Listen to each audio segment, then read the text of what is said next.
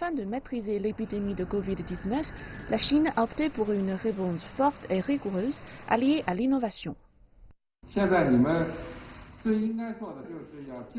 Il vous suffit d'être confiant, nous gagnerons cette guerre contre l'épidémie, Wuhan gagnera, le Roubaix gagnera et la Chine gagnera aussi. À Wuhan, l'épicentre de l'épidémie, les ouvriers ont travaillé jour et nuit pour construire les hôpitaux de Huoxinshan et de Leishinshan en quelques jours. Plus d'une douzaine de lieux publics ont été convertis en hôpitaux temporaires, fournissant plus de 12 000 lits. Des dizaines de milliers de membres du personnel médical de tout le pays se sont rendus à Wuhan, y emportant également des fournitures médicales indispensables. Une interdiction de voyager à l'intérieur du pays a été imposée. Les trains ne se sont pas arrêtés à Wuhan quand l'épidémie était au plus fort.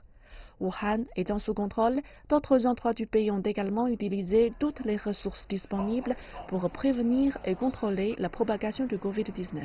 La technologie a été utilisée pour surveiller les 80 000 cas et plus.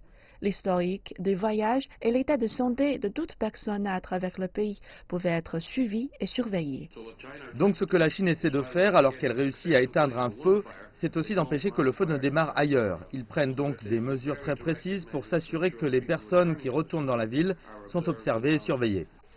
À une vitesse record, la Chine a débuté un essai clinique de phase 1 pour un vaccin anti-Covid-19, les volontaires se faisant vacciner. Rien n'a été facile durant le processus et la Chine a payé un lourd tribut durant cette bataille qui dure depuis des mois.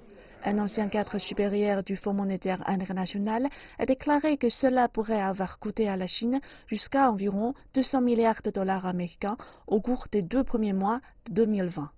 Mais le plus déchirant, ce sont ces vies inestimables qui ont été perdues, dont celles qui se sont sacrifiées pour aider à contenir la pandémie.